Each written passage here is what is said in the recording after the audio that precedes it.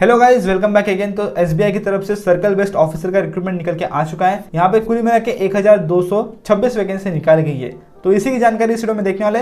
चलिए शुरू करते हैं इस वीडियो को। तो नोटिफिकेशन आप देख सकते हो, यहाँ पे ऑनलाइन एप्लीकेशन की स्टार्टिंग डेट है 9 दिसंबर 2021 और लास्ट डेट है 29 दिसंबर 2021। आपका कॉल लेटर 12 जनवरी 2022 को आ सकता है। इसके बाद में भी आ सकता है, टेंटेटिव डेट है ये। और यहाँ पे देखिए जनवरी 2022 में आपका एग्जामिनेशन भी हो सकता है। तो ये टेंटेटिव डेट्स है, ये चेंज हो सकती है।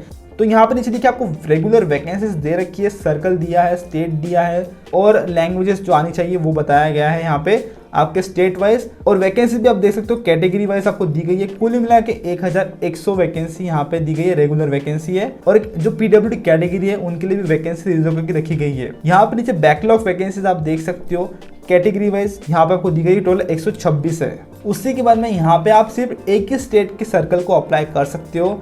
अदर स्टेट सर्कल को आप अप्लाई करोगे तो आपका एप्लीकेशन रिजेक्ट हो जाएगा। किसी एक स्टेट के सर्कल को अप्लाई करना है आपको। और यहाँ पे जो भी candidate subsidiaries of schedule commercial bank में काम कर रहे हैं वो अप्लाई नहीं कर सकते। और जो एसबीआई में क्लरिकल या फिर सुपरवाइजरी कैडर में काम कर रहे हैं वो भी अप्लाई नहीं कर सकते। और यदि आपने एसबीआई में से रिजाइन किया होगा ऑफिसर ग्रेड से तो भी आप पे अप्लाई नहीं कर सकते।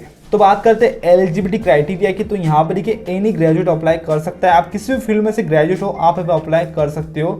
यहाँ पर नीचे एज लिमिट की बात कर लेते हैं तो 1 दिसंबर 2021 तक आपका एज काउंट किया जाएगा। यहाँ पर देखिए 21 ईयर्स से लेके 30 ईयर्स तक का कैंडिडेट्स अप्लाई कर सकते हैं। 1/12/2021 तक एज काउंट किया जाने वाला है। और यदि आपको कन्फ्यूजन है तो आप आपका डेट ऑफ बर्थ इस ड्यूरेशन के बीच में देख सकते हो। यदि इस ड्यूरेशन के बीच में या फिर इस डेट को भी आता है तो भी आप अप्लाई कर सकते हो। तो आपका डेट ऑफ बर्थ इसके बीच में या फिर इस डेट को आना चाहिए तो आप एलिजिबल हो। यहाँ पे SC/ST कैटेगरी को एज में 5 साल का रिलैक्सेशन दिया जाता है, ओबीसी को 3 साल का, पीडब्ल्यूडी कैटेगरीज को आप कैटेगरी वाइज देख सकते हो। और यहाँ पे एक्स सर्विसमैन को भी 5 साल तक का एज रिलैक्सेशन दिया जाता है। तो क्वालिफिकेशन की बात हमने कर ली है, लेकिन अभी बात करते हैं एक्सपीरियंस की। तो यहाँ पे आपको मिनिमम 2 साल का एक्सपीरियंस चाहिए शेड्यूल कमर्शियल बैंक में या फिर रीजनल रूरल बैंक में एज एन ऑफिसर। तो यहाँ पे पीडब्ल्यूडी कैटेगरीज के लिए भी वैकेंसी रिजर्व करके रखी गई है। तो आपको यहाँ पे डिसेबिलिटी की इन्फॉर्मेशन दे रखी है, तो ये आप एक बार पढ़ सकते हो यहाँ पे नोटिफिकेशन के अंदर। और यहाँ पे देखिए आपको कैटेगरी वाइज कोड दिए गए हैं। तो SC कैटेगरी का 01 है, उसमें जो डिसेबिलिटी कैंडिडेट्स रहते हैं उनके लिए आप देख सकते हो यहाँ पे आपको कोड दिए गए हैं। उसी तरह सभी कैटेगरीज के लिए है। तो गाइस बात करते हैं सिलेक्शन प्रोसेस की। तो यहाँ पे देखिए ऑनलाइन रिटन टेस्ट आपका होता है सबसे पहले, उसी के बाद में स्क्रीनिंग एंड इंटरव्यू की जानकारी आपको नीचे दी गई है। ऑनलाइन रिटन टेस्ट में आपका ऑब्जेक्टिव टेस्ट सबसे पहले होता है, उसके बाद डिस्क्रिप्टिव टेस्ट होता है। ऑब्जेक्टिव टेस्ट आपका 120 मार्क्स का रहेगा, 2 घंटे का, जो कि 4 सेक्शन में डिवाइड है। और यहाँ पे देखिए उसको अलग अलग टाइमिंग दिया गया है। तो English language, banking knowledge, general awareness and economy, computer aptitude, 2 घंटे का आपका पेपर रहेगा। डिस्क्रिप्टिव टेस्ट का ड्यूरेशन है 30 मिनट का, जिसमें कि लेटर राइटिंग और ऐसे राइटिंग रहता है और कोई क्वेश्चन यहाँ पे रहते नहीं। टोटल ये 50 मार्क्स का है। तो ये दोनों एग्जामिनेशन आपके सिलेक्शन के लिए बहुत जरूरी है। यहाँ पे कोई भी पेनाल्टी नहीं रहेंगी रॉन्ग आंसर के लिए इन ऑब्जेक्टिव टेस्ट। तो रिटन टेस्ट के बाद में आपकी जो स्क्रीनिंग टेस्ट यहाँ पे होती है, उसके अंदर जो स्क्रीनिंग कमेटी है वो आपकी एलिजिबिलिटी को चेक करती है, आपके एक्सपीरियंस को चेक करती है बैंक के, और आपका जो जॉब प्रोफाइल था उसको भी वो मैच करती है। Scale 1 journalist officer of the state bank of India, यानी कि वहाँ के जो स्केल 1 जर्नलिस्ट ऑफिसर की पोस्ट है उससे वो आपके जॉब प्रोफाइल को मैच करती है। और यदि आपका जॉब प्रोफाइल इस पोस्ट से अलग रहता है तो आपका एप्लीकेशन यहाँ पे रिजेक्ट हो जाएगा, ऐसा यहाँ पे बता रखा है। तो इसी के लिए आपको ऑनलाइन एप्लीकेशन करते वक्त बहुत ही पढ़ के एप्लीकेशन यहाँ पे कर लेना है। तो आगे इंटरव्यू की बात करते तो यहाँ पे देखिए आपका 50 मार्क्स का इंटरव्यू रहता है। क्वालिफाइंग मार्क्स जो चाहिए वो बताया नहीं है यहाँ पे। और जैसे आपका इंटरव्यू पास हो जाता है तो जो भी कैंडिडेट्स इंटरव्यू क्वालिफाई कर गए हैं, आप यदि ओबीसी हो तो आपके इसमें ओबीसी का नॉन क्रिमिनल सर्टिफिकेट रहना जरूरी है।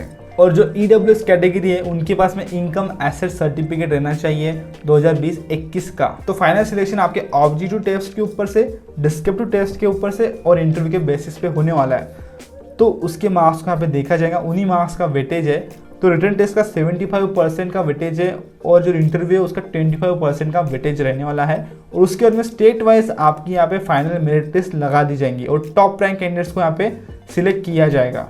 तो अगर अभी बात करते हैं सैलरी की, तो आपको देखिए बेसिक पेमेंट 36,000 रुपये दिया जाता है और आगे आपका इंक्रीमेंट भी यहाँ पे होता रहता है। यहाँ पे आपको DA, HRA, lease rental, CCA, medical and other allowances, perquisites आपको दिए जाते हैं टाइम टू टाइम। तो यहाँ पे आपको ऑनलाइन एप्लीकेशन करना है जिसकी स्टार्टिंग डेट है 9 दिसंबर 2021। एप्लीकेशन करते हो यहाँ पे SC ST PWD कैटेगरी को कोई भी पेमेंट करना नहीं है और जनरल EWS और OBC कैटेगरी को 750 रुपये पे करना है और ये पेमेंट आपको ऑनलाइन करना होगा। और नोटिफिकेशन आपको ऑनलाइन एप्लीकेशन ये क्लियरली जानकारी दे रखी है। यदि आपको कोई भी डाउट है तो आप नोटिफिकेशन देख सकते हो। यहाँ पे आपको लिस्ट ऑफ डॉक्यूमेंट्स बता रखे जो कि अपलोड करना है। तो जैसे कि photograph, signature, ID proof, date of birth का proof, job profile certified by existing previous employers, उसका PDF आपको अपलोड करना है। ब्रीफ रेज्यूमे आपको अपलोड करना है। एजुकेशन का सर्टिफिकेट, एक्सपीरियंस का सर्टिफिकेट और सैलरी स्लिप यानी कि फॉर्म 16 आपको PDF में सारे डॉक्यूमेंट्स यहाँ पे अपलोड करना है। ये 2 JPG में है, तो ये डॉक्यूमेंट्स आपको अपलोड करना है, ध्यान रखिएगा एप्लीकेशन करते वक्त। और सभी अपडेट्स के लिए आपको देखिए इस वेबसाइट से जुड़े रहना है जिसकी लिंक आपको दी गई है डिस्क्रिप्शन बॉक्स में। यहाँ पे आके आप अपडेट्स ले सकते हो। तो आशा करता हूँ गाइस ये वीडियो आपके लिए यूजफुल रहा होगा और इन्फॉर्मेटिव रहा होगा। तो यदि वीडियो अच्छा लगा वीडियो को लाइक करिएगा, आपके सारे दोस्तों को शेयर करिएगा और इसी तरह की वीडियोज के लिए चैनल को सब्सक्राइब करिएगा। मैं मिलता हूँ आपको अगले वीडियो में, तब तक के लिए जय हिंद, वंदे मातरम।